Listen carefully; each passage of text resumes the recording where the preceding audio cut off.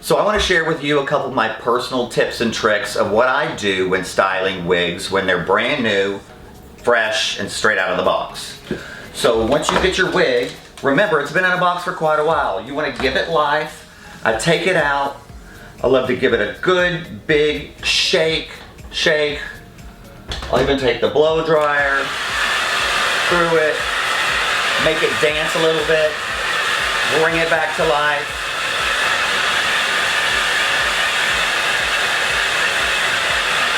To give a really cool modern texture, I really like to use a spray wax. So I'll take a spray wax, because with a spray wax, it goes all the way through, all the way to the roots of a wig. You can spray it from roots to ends, giving it more texture, more chunkiness. It's a much cooler vibe. You can see already. Lisa Rinna. This is the perfect Lisa Rinna right now. This is the Razor Shag, and it comes in 20 different colors, and it has all kinds of dimension to the colors. Can you see the highlights all throughout this? But with the spray wax, you can already see I'm getting a chunky, cool vibe. I use the spray wax throughout, and then once I've finished styling, I will use more of a wax stick or a wax balm or pomade to do some finishing touches on the wig. Other products I like to use, if you want fullness to your wig, are the Expanda powders, and there's different powders that add texture and fullness. But this just kind of grips together with the wax and just gives the wig more chunkiness and dimension, and just a more modern feel. So after I've prepped her with some product, put her on a wig head, take a look at her. This one already has a really super cool cut, but when working with wigs, I do, if I'm gonna cut anything, I do like to use a razor. But just to give it maybe a little customizing, maybe a little more face framing layers. Maybe the bangs need to be a little bit shorter. Don't be afraid to customize your wig to make it suit you personally. So I'm giving her a little more shagginess, few scoops.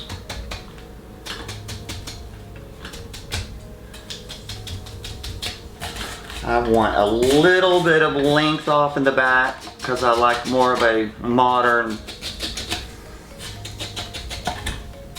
bob feel to it. Yeah, I like a little shorter at the back, so then it becomes a little huggier around the face.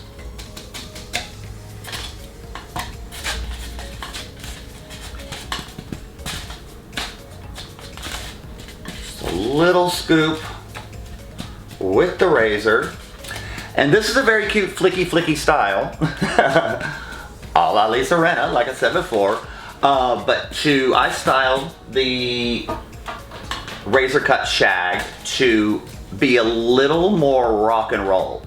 So all the wigs are heat friendly up to 350 degrees. So I will go, and along with some of the flicked out pieces, I like to do a few that are flicked under. So it just has a kind of back and forth, rock and roll kind of vibe. A little cute and funky.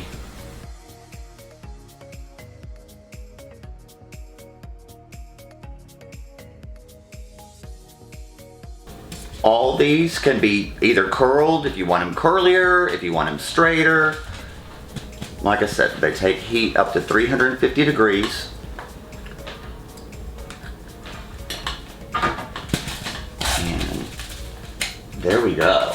So this is the razor cut shag. This is medium brown with highlights. And I've done a little flat ironing and added some wax and product to her. Give her a little groove. This is the same wig in platinum, so you can wear her really brushed and light and airy, or you can rock her out. She comes with a pre-teased root, which gives lift and fullness without any bulk or teasing in it. So, she's incredible. So next, let's take a look at the brushed Pixie. This is how she comes. She's the same one from the photo shoot in platinum, which I love. I love this little cropped haircut in the platinum color because she's dramatic and gives me Madonna vibes. But once again, I will take her, air her out, start to give her some life. Maybe a little bit with the blow dryer.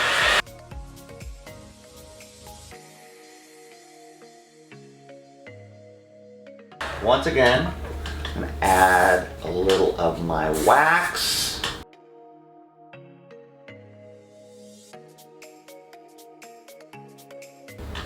Let's give her a little. I also like to use just texturizing spray because I want her to have a lot of movement through it. So texture spray along with the wax kind of just gives it a grip so you can style her better. You can see she's already changing and coming to life. And now that she's on the stand, I can start my styling. The brush Pixie's really versatile because she's got a lot of face framing layers. You can wear her swept towards your face, or you can sweep her up and back and away.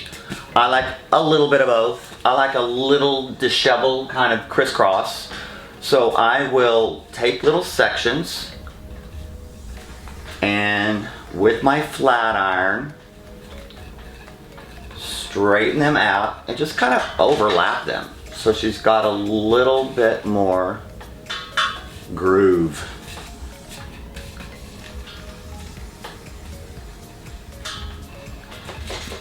I like, a lot of older ladies may like to wear theirs, you know, somewhat smoother, but I like a really jutty, choppy shortcut. So I'm trying to give it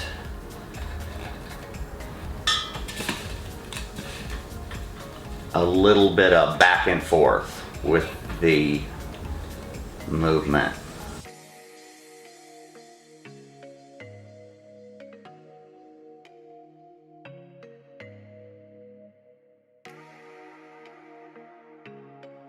This is the same exact wig from the photo shoot, which I loved. It turned out so cute. And once she's on, you may want to do a little customizing. Like you may want more of a cropped bang. I believe I like it a little, she's got a little hugginess to the nape of her neck. And I like it to look a little bit more like a short chop. So I may take some of this off, still letting it hug the neck, but I don't really need that length for that Madonna kind of Papa Don't Preach vibe. Once again, using my guarded razor, takes out a little bit at a time. And that way you don't make any mistakes with just a pair of scissors. You can go slow, chip a little bit out, see how you like it, and then move on. And I like a little bit more of a short, fringy bang to this wig, so I may take off a little more length.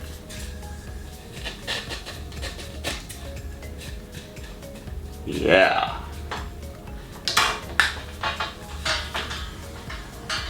And I put the spray wax throughout, but now that she is in her finale, I'll take either a wax stick or maybe a pot of pomade and just give her a little bit more chunky vibe, a little bit more pieciness.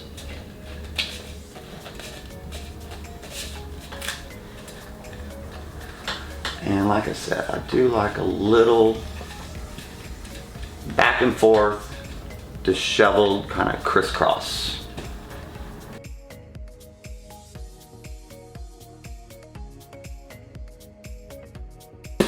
And there she is. The angled Pixie. Ain't she cute? She comes in 20 colors. So something for everybody. Give her a try.